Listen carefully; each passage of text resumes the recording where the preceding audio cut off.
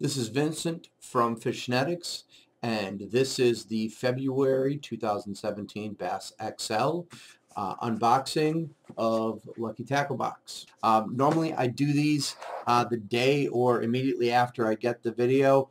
I did shoot it initially, and this one's going to be a little bit off for video because I lost all my audio.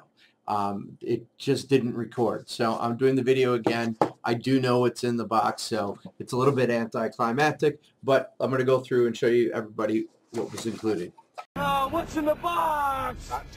What's in the fucking box? So this month is a little bit different. Normally, because I get the Bass XL box, there are 2 extra baits in the box.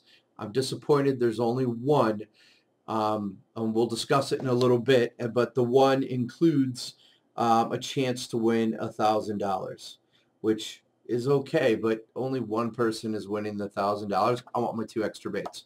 But without further ado, we'll look at that one last. Open up the box. They are doing a golden ticket giveaway again. This is next Monday at 8 o'clock. I might actually be able to attend this.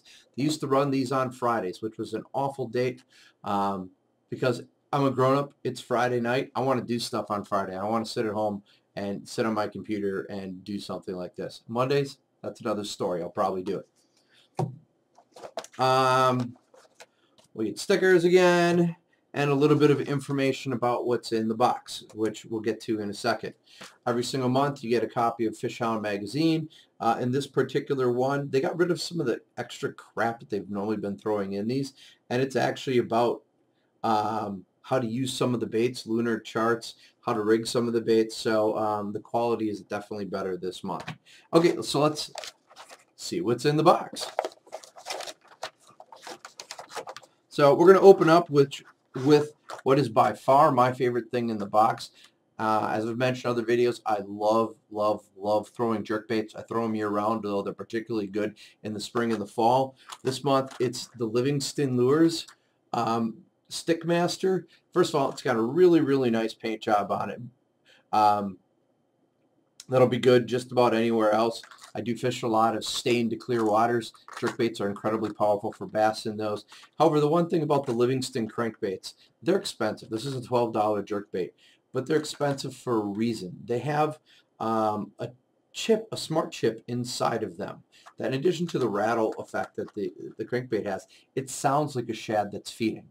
And it works, I would imagine, quite well with the jerkbait. So I can jerk the jerkbait. So and in colder water, you want to have longer pauses. So shortly after ice out, the water temperature is still in its 40s.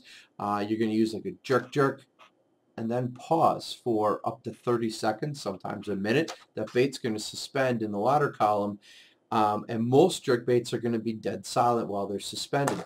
This one isn't. It sounds like a fish feeding, so it's going to keep the fish attracted to it. I'm very curious to see how it translates out on the water. I'm very excited about this. I've held these in my hands in the store several times.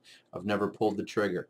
I do have a Livingston crayfish colored one. Sounds like a crayfish scuttling across the bottom. I did really well with that bait last spring, so looking forward to trying that. Digging through, there are some other awesome baits. There is a Fish Hound assorted hard bait. That is right here. I got the Crank Hound 3.0, this particular bait. It's a smaller bait, which I am not opposed. I kind of like smaller baits. This one's going to dive 8 to 12 feet. It's 2-inch body. It's got a really nice color scheme to it. However, it's slightly translucent, which means it's for clearer days and clearer water. You wouldn't throw this in murky water or stained water. The fish just won't see it. It's a solid crankbait. There's no rattles in it. So that's a nice little addition to my crankbait arsenal. We got some treble hooks. 1.0 KVD Elite Round Bend Mustad hooks. Nice. They're a little bit larger than what I like to put on my bass lures. However, these are really nice size for pike. They may actually find their way onto a tip up for ice fishing. We have the Z-Man TRD Tube. Green pumpkin color. First of all, green pumpkin is one of the best all-around plastic colors. These are very heavily salted. It's only like a 2.5-inch long tube, so it's definitely for finesse fishing. Honestly, this might actually even work on a drop shot rig. One of the things I love about tubes, you have multiple different ways you can rig them, and depending on how you rig them, they do fish differently. If you fish it more like a Texas style, where you rig it weedless, or you put just the jig head in the front, they're going to have a very straight fall. If you put the jig head inside the hollow tube, and then you poke the eyelet, and then you tie off right here, so that way the jig head's inside of the tube. When you jerk it and jig it through the water, it has kind of a gliding or almost a circular motion on the fall. So two very different presentations from the same. I've not seen any tubes this size around here, so I'm actually really excited about this. I have a lot of bigger tubes. I have a lot of big 3-4-inch tubes. I don't have any small ones like this. The only real small ones I have are crappie tubes. So this is a good in-between. I imagine this will be quite a good bait when the conditions get tough, or also a really good smallmouth bait. We have one more jerk bait that was included in the box. This is the Kickin Jerk. I don't know if you can hear that. This one has rattles built into it. It's an okay color scheme. Honestly, I'm probably going to take a magic marker and put some vertical stripes on here so it looks a little bit more like a perch, because I live in Wisconsin. Perch are one of the primary forage bases, but I love jerk baits, so this is definitely get thrown this summer. And then finally, in the normal box, the Rage Tail, what the heck the name is this? The Rage Tail Rage Lizard. This one is actually featured in the Fish On magazine as well. First of all, last month we had the Rage Tail Rage Craws, which I really, really love. I'm going to open this up. So again, here it is. If you notice, it's a green pumpkin with red flake color. It's a really great color scheme. So I can find the one I opened up yesterday. So here's what it looks like. You do have to separate the appendages before you throw it in the water. Now, lizards in this one, now they can be used year-round. They're particularly effective in the spring when the bass are sitting on their beds. You rig up a lizard like this, usually weedless. You cast it out past the bed and you slowly drag it back into the bed. And when you get in the bed, you let it sit. This bait's going to sit like this and look like, say, a salamander in the water feeding on the bass's eggs. They don't like that. Whoever's guarding the nest, be it the male or the female, they're going to come and they're going to grab that bait, move it out of the nest, and that's when you strike. I'm a big fan of the Rage's plastics. They also have scent impregnated in them, coffee scent. Don't ask me why coffee scent works really good for bass. I have absolutely no idea. I just know it works. So pretty happy about getting the Rage Tail. Let's put that away. And finally, so that's the regular box, which is, I'm just going to quick guess, so $32 worth of stuff in the regular box. Not bad for a $15 a month subscription. So the Bass XL box usually includes 2 other baits, total value of up to $15. They didn't this month, which I'm kind of disappointed in. They included either a Storm or a Rapala crankbait. I got the Rapala Scatter Rap Deep, cranking deep in a green crayfish color. I do actually have baits like this in my tackle box. The Scatter Rap has a really unique lip design. I don't know if you can see that at all. It's circular.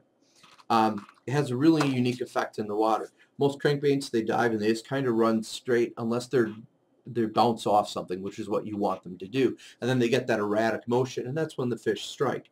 These particular crankbaits don't actually need to bang into cover. Because of that round lip shape, they don't come straight. They go off to the left and off to the right, and they always come back to the middle. That gives the bait really good action. I would have much rather, however, preferred to get this in like a minnow color.